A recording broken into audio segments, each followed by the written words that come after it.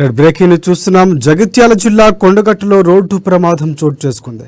ఘాట్ రోడ్డుపై ఆటో బోల్తా పడింది. కొండగట్టు ఆంజనేయ స్వామిని దర్శించుకుని తిరిగి వెళ్తూ ఉండగా ఆటో బోల్తా పడింది. ఈ ప్రమాదంలో 11 మందికి గాయాలు కాగా ఒకరి పరిస్థితి విషమంగా ఉన్నట్లు తెలుస్తోంది. క్షతగాత్రులు జగిత్యాల ప్రభుత్వ ఆసుపత్రికి తరలించారు.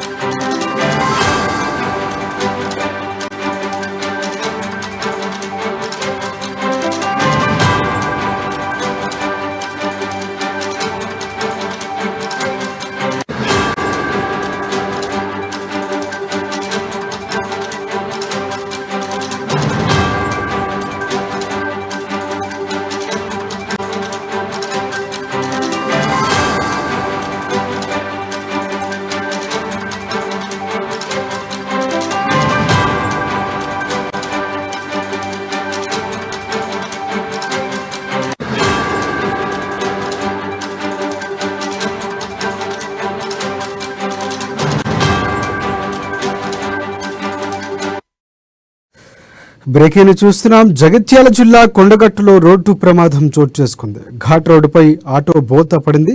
కొండగట్టు ఆంజనేయ స్వామిని దర్శించుకుని తిరిగి వెళ్తూ ఉండగా ఆటో బోల్తా పడింది. ఈ ప్రమాదంలో 11 మందికి గాయాలు కాగా ఒకరి పరిస్థితి విషమంగా ఉన్నట్లు తెలుస్తుంది. క్షతగాత్రులు జగిత్యాల ప్రభుత్వ ఆసుపత్రికి తరలించారు.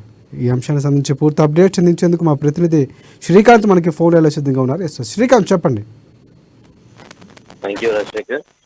నిన్న శివరాత్రి పర్వదినాన్ని పురస్కరించుకుని దక్షిణ కాశీగా పిలువబడే వేములవాడ రాజన్న ఆలయాన్ని భక్తులు పెద్ద ఎత్తున కూడా దర్శించుకోవడం, దాదాపు 4 లక్షల మందికి కూడా భక్తులు దర్శించుకున్నట్టుగా కూడా తెలుస్తుంది. అయితే చాలా మంది భక్తులు వేములవాడ రాజన్న దర్శనం అనంతరం కొండగట్టు ఆంజనేయ స్వామిని కూడా, అంటే సుదూర ప్రాంతాల నుండి వచ్చే భక్తులు రాజన్న దర్శనం అనంతరం కొండగట్టు అంజన్న దర్శనం కూడా వెళ్తూ ఉంటారు. ఈ క్రమంలో భాగంగా ఏదైతే మంచిర్యాల జిల్లాకు చెందిన భక్తులు కొంతమంది లక్షటిపేట గ్రామానికి చెందినట్టుగా కూడా తెలుస్తుంది. వీళ్ళంతా కూడా కొండగట్టు దర్శనం అనంతరం ఘాట్ రోడ్డులో అటు వెళ్తూ ఉండగా వాళ్ళు ప్రయాణిస్తున్న ఆటో బోల్తా పడినట్టుగా కూడా తెలుస్తుంది.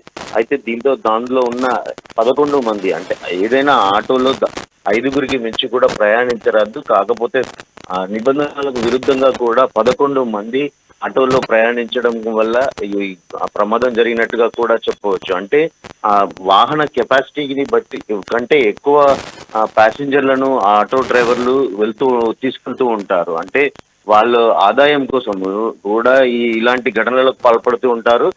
ఈ ఓవర్లోడ్ కారణంగా కూడా ఆ ఘాట్ రోడ్ లో అదుపు తప్పే అవకాశం ఎక్కువ శాతం ఉంటుంది. కాబట్టి ఆటో బోల్తా పడినట్టుగా కూడా తెలుస్తుంది. దీంట్లో 11 మందికి కూడా గాయాలు అయినట్టుగా తెలుస్తుంది. ఇందులో ఒకరి పరిస్థితి విషమంగా ఉన్నట్టుగా కూడా తెలుసు. వీళ్ళందరినీ కూడా జగిత్యాల జిల్లా ప్రధాన ప్రభుత్వ ఆసుపత్రికి తీసుకెళ్లి చికిత్స అందిస్తున్నట్టుగా కూడా తెలుస్తుంది. అయితే పోలీసులు సంఘటన స్థలానికి చేరుకొని ప్రమాదానికి గల కారణాలను చేసి దర్యాప్తు చేస్తున్నట్టుగా కూడా తెలుసు. మొత్తానికి ఇలాంటి పండుగల పర్వదినాల సందర్భంగా కూడా ట్రాఫిక్ పోలీసులు సమన్వయంతో కూడా పరిమితికి మించి వాహనాలు ప్రయాణించే వారిపై చర్యలు తీసుకోవాలి. లేకపోతే ఇలాంటి, అంటే ఇప్పుడు ప్రస్తుతానికైతే స్వల్ప గాయాలతో ఒకరి పరిస్థితి మాత్రమే విషమం ఉంది. గతంలో కొండగట్టులో బస్సు ప్రమాదం, ఆర్టీసీ బస్సు ప్రమాదంలో 63 మంది మృతి చెందినట్టుగా కూడా మన గతంలో జరిగిన ప్రమాదం. అయినప్పటికీ కూడా కొంతమంది అధికారులు మాత్రం చూసి చూడనట్టుగా ఇలా ఓవర్లోడ్ తో వెళ్తున్న వాహనాలను పట్టించుకోకుండా ఉండడం వల్ల కూడా మళ్ళీ అలాంటి ఘటనలు జరిగే అవకాశం అయితే లేకపోలేదు. రాజశేఖర్, వాహనం బోల్తా పడడానికి ప్రధాన కారణం ఏంటి మనకు తెలుస్తా ఉందా? పోలీసులు ఏమైనా ప్రాథమికంగా అతివేగం లేకపోతే ఎక్కువగా ఓవర్లోడ్ వెళ్ళడమే కారణం అనుకోవచ్చా? ఏమైనా పోలీసులు ఏం చెప్తున్నారు?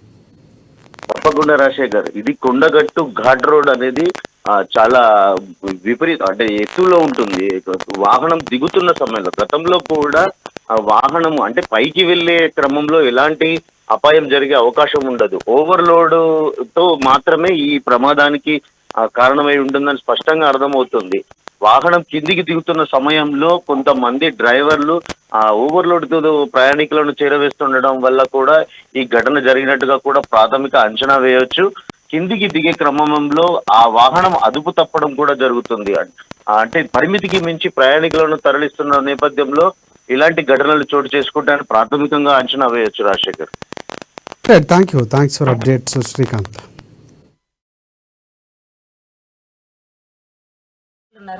ఒక బాబు 15 సంవత్సరాల దాకా ఉంటాడు, ఆయనకు చేతిరి ఉంది. ఆడల్లో 4 ఉన్నారు, అంతే 9 మంది 10 మంది పడ్డాక పోయినాం. ఎప్పుడు పడ్డది? స్పీడ్ వచ్చిళ్ళు మరి బ్యాక్ లాగలేదు అన్నారు. పడ్డాక పోయి చూసినాం. బాబు చేతిరిగింది, ఒక ఆమెకు ఇక్కడ వీటిలో కలిగింది, తనకు తల వలిగింది, చిన్న చిన్న దెబ్బలు తగిలినాయి, కానీ పిల్లగానికి అయితే చేతిరిగింది. అంబులెన్స్ ఫోన్ చేసిన తీసుకొచ్చారు. ఎంతమంది ఉంటారమ్మా వాళ్ళ 9 మంది దాకా అంతే ఉంటారు. ఎంతమంది పెద్దోళ్ళు ఉన్నారు. ఒక బాబు 15 సంవత్సరాల దాకా ఉంటాడు, ఆయనకు చేతిరి ఉంది. ఆడల్లో 4 ఉన్నారు, అంతే 9 మంది 10 మంది పడ్డాక పోయినాం. ఎప్పుడు